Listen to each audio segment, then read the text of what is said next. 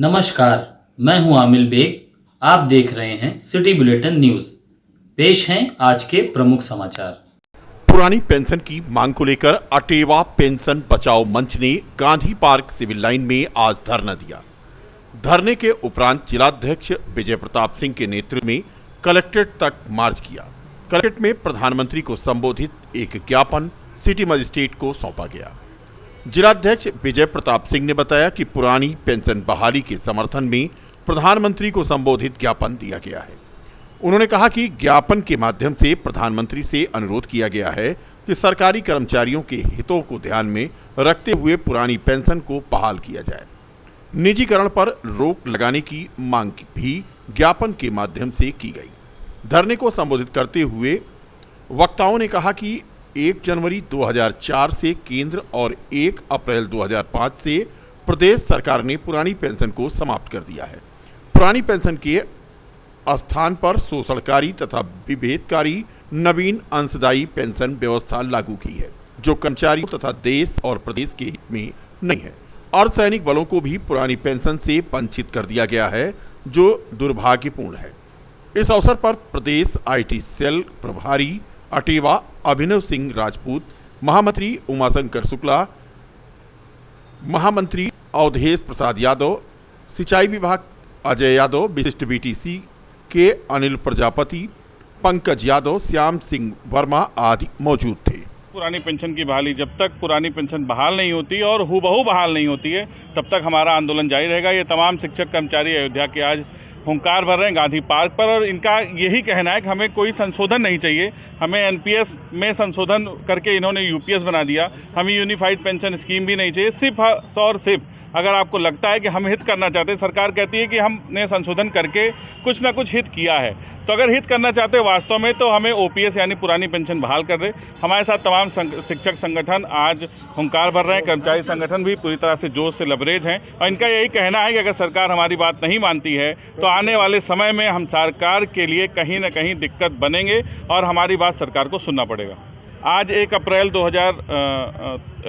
2004 को पेंशन बंद की गई थी, और आज के दिन ही पूरे देश में एक साथ हम लोग काला दिवस मनाते हैं, ब्लैक डे मनाते हैं। आज पूरे देश में विजय कुमार बंधु जी के नेतृत्व में हुंकार भर रहा है संगठन, और लगातार मांग कर रहा है। और आज हम लोग DM साहब को ज्ञापन देंगे, जो कि प्रधानमंत्री को संबोधित रहेगा। सरकार पूरा सुन रही है और सरकार पे दबाव इकलौती मांग जो हमेशा से हम अटेवा करता आया है, और हमारे सभी संगठनों की अब एक ही मांग है, केवल पुरानी पेंशन हूबहू जैसी थी वैसी ही चाहिए, ना उससे कम ना उससे ज़्यादा। इस लोकतांत्रिक प्रक्रिया में धरना प्रदर्शन यही एक स्वस्थ मानसिकता का प्रचायक है। हम लोग लगातार इसके लिए संघर्षरत रहेंगे, और सरकार भी U-टर्न लिया है। सरकार ने NPS की जगह UPS लाई है, लेकिन वो NPS की जगह जो UPS आया है वो और बड़ा धोखा है कर्मचारियों के साथ। तो ना हमें NPS चाहिए ना UPS चाहिए, केवल पुरानी पेंशन चाहिए। आज क्या कार्यक्रम? ज्ञापन का एक कार्यक्रम है। माननीय प्रधानमंत्री जी को जिलाधिकारी महोदय के माध्यम से हम लोग ज्ञापन देंगे, और यहाँ से जुलूस निकलकर कचहरी गेट के पास जाएगा, और कलेक्ट्रेट में जिलाधिकारी महोदय को ज्ञापन सौंपेंगे। कितने सूत्र? केवल एक सूत्रीय मांग पत्र, पुरानी पेंशन बहाल करो। क्या नाम है आपका? विजय प्रताप सिंह, जिला। मुख्यमंत्री के आदेश पर ई-रिक्शा और ऑटो रिक्शा के खिलाफ प्रदेश व्यापी अभियान आज से शुरू हो गया। अयोध्या में भी RTO विभाग और यातायात पुलिस ने आज संयुक्त रूप से इस अभियान की शुरुआत की। रामपथ पर उदया चौराहे और पुष्पराज चौराहे से अभियान की शुरुआत की गई। किराया सूची, फिटनेस, नाबालिग चालकों की जांच को लेकर सड़क पर आज अधिकारी उतरे। इस दौरान 22 ई-रिक्शा और ऑटो को सीज कर दिया गया। रामपथ पर ASP यातायात AP सिंह, RTO प्रवर्तन विश्वजीत सिंह, ARTO RP सिंह की मौजूदगी में अभियान का आगाज हुआ। अवैध ई-रिक्शा और ऑटो को सीज करने की कार्रवाई शुरू हुई। बता दें कि इस कार्रवाई के दौरान आज हड़कंप मच गया। 1 अप्रैल से 30 अप्रैल तक निरंतर ये अभियान जारी रहेगा, और ये अभियान मुख्यमंत्री के आदेश पर शुरू हुआ है। ये भी बता दें कि अयोध्या ही नहीं, पूरे प्रदेश में ई-रिक्शा की बाढ़ आ गई। नाबालिग के हाथों में ई-रिक्शा और ऑटो आ जाने की वजह से सड़क दुर्घटनाएं भी बढ़ रही थी। लगातार मिल रही शिकायतों के मद्देनजर इस अभियान को शुरू किया गया है। यातायात पुलिस और संभागीय परिवहन विभाग संयुक्त रूप से चेकिंग अभियान अगले 30 दिन तक चलाएगा। इस दौरान अगर ई रिक्शा या ऑटो नाबालिग चलाते हुए मिले या वो नियमों का उल्लंघन करते हुए मिले तो उन्हें सीज कर दिया जाएगा। किराया सूची ई रिक्शा पर चस्पा होनी चाहिए और इसके अलावा वाहनों का फिटनेस भी दिखाना होगा। तो कुल मिलाकर के इस अभियान के बाद अवैध ई रिक्शा चालकों में हड़कंप मच गया है। बीते दिनों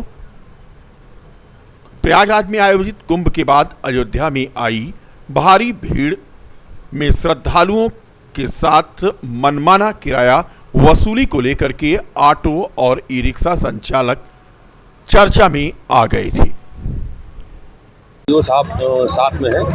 आरटीओ साहब के द्वारा और पुलिस विभाग के द्वारा 1 महीने का संयुक्त अभियान चलाया जा रहा है। विशेषकर अवैध अपंजीकृत ई ऑटो और ई रिक्शा के खिलाफ जो कम उम्र के बच्चे हैं, अवयस्क बच्चे हैं, वो जो ई रिक्शा चला रहे हैं या जिनके पास डीएल नहीं वो चला रहे हैं, ऐसे ई रिक्शा जो पंजीकृत नहीं है या ऐसे ई रिक्शा ई ऑटो जिनका फिटनेस समाप्त हो गया है, उनके खिलाफ ये विशेष अभियान चलाया जा रहा है। ये 1 महीने का है कि आज से लेकर के 30 अप्रैल 2025 तक ये चलेगा।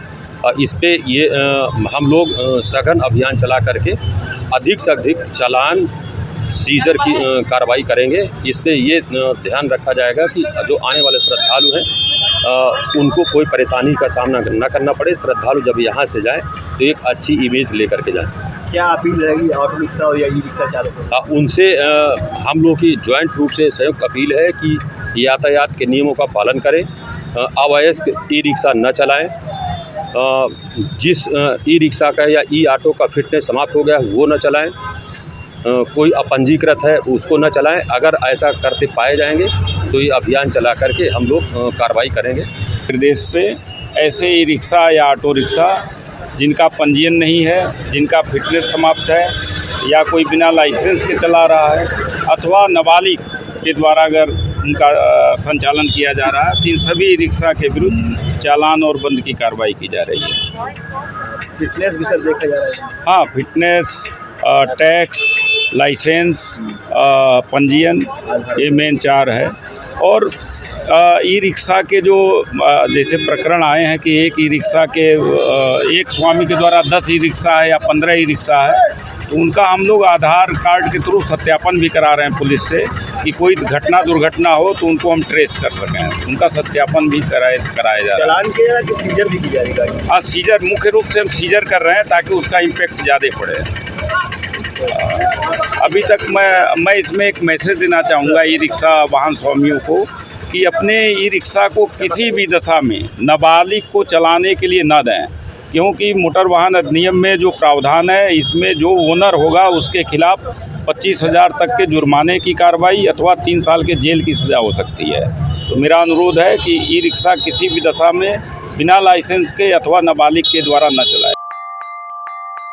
हिंदी सिनेमा के स्टार सलमान खान द्वारा राम मंदिर मॉडल की घड़ी पहनने पर पद्मश्री मोहम्मद शरीफ ने विरोधियों को आज जवाब दिया। उन्होंने कहा कि किसी को इस बात का विरोध नहीं करना चाहिए। कोई किसी भी धर्म में इबादत कर सकता है। राम मंदिर मॉडल की घड़ी लगाने पर कई संगठनों ने सलमान खान का विरोध किया था, लेकिन पद्मश्री मोहम्मद शरीफ ने सलमान खान का आज समर्थन किया। उन्होंने कहा कि बिना जाति और धर्म देखे मैं भी 40 साल से लावारिस लाशों का दाह संस्कार कर रहा हूँ। मेरे लिए ना कोई हिंदू है ना कोई मुसलमान, मेरे लिए सभी इंसान हैं। मंदिर की उसे किसी को इतराज़ नहीं करना चाहिए, वो किसी को कोई इतराज़ नहीं चाहिए। सलमान खान लगाया खुशी से मोहब्बत से और मोहब्बत से चढ़ा गया। आप क्या लाश मिलती है तो देखते हैं हिंदू क्या है मुसलमान? क्या लाश हमें लेते हैं, हिंदू है तो हिंदू धर्म से करते हैं, मुसलमान है तो मुसलमान के धर्म से करते हैं, और मैं कोई इसमें हम नहीं इतराज़ करते कि कौन है। और मेरे लिए सब है इंसान, हिंदू हो तो वो हमारा, मुसलमान है तो हमारा, खून एक है, सब हम सब एक में है, खाली आपस में। तो जो विरोध कर रहे हैं वो गलत कर रहे हैं। ये बिल्कुल गलत है। किसी को अब हमारे घर में आग लगे, हिंदू आके बुताएगा, मुसलमान भी बुताएगा, और वो हिंदू भी आके नेतर भी आके बुताता है तो उसको मेतर घुस गया है घर में। भेदभाव नहीं करना चाहिए। फिर भेदभाव नहीं होता है इसे। अब हमारे भाई उसको जो हम नहीं रहते घर में, कोई बात हुई तो सब साथ देते हैं, हम वहाँ साथ देते हैं, समझे। अच्छा, तो उससे धर्म परिवर्तन नहीं होता अगर सलमान खान ने घड़ी लगाई? नहीं कुछ नहीं। जिले के रेवतीगंज में स्थित गायत्री पब्लिक स्कूल में नए शैक्षिक सत्र की शुरुआत मां सरस्वती की वंदना तथा वैदिक मंत्रोच्चारण के माहौल में हुई। विद्यार्थियों के कल्याण की कामना के साथ गायत्री देवी के ज्ञान की देवी मां सरस्वती और बजरंग बली के आवाहन और संकल्प के बाद विद्यालय के शिक्षक शिक्षिकाओं और विद्यार्थियों ने सुंदरकांड का पाठ किया। प्रबंधक उमाशंकर शुक्ला ने बताया कि जीपीएस में परंपरा अनुसार हर सत्र के पहले दिन मां सरस्वती और संकट मोचन बजरंग बली के पूजन अर्चन के बाद ही शैक्षिक गतिविधियों की शुरुआत होती है। इस अवसर पर सभी विद्यार्थियों को टीका लगाने के उपरांत उनके उज्जवल भविष्य की कामना के साथ उप प्रबंधक रामाशंकर शुक्ला, प्रभाशंकर शुक्ला, प्रधानाचार्य शिखा दुबे, निरुपा शुक्ला, राम सूरत तिवारी ने विद्यार्थियों के साथ हवन पूजन किया और अंत में आरती और प्रसाद वितरण के बाद नए शैक्षिक सत्र का प्रारंभ यहां हो गया।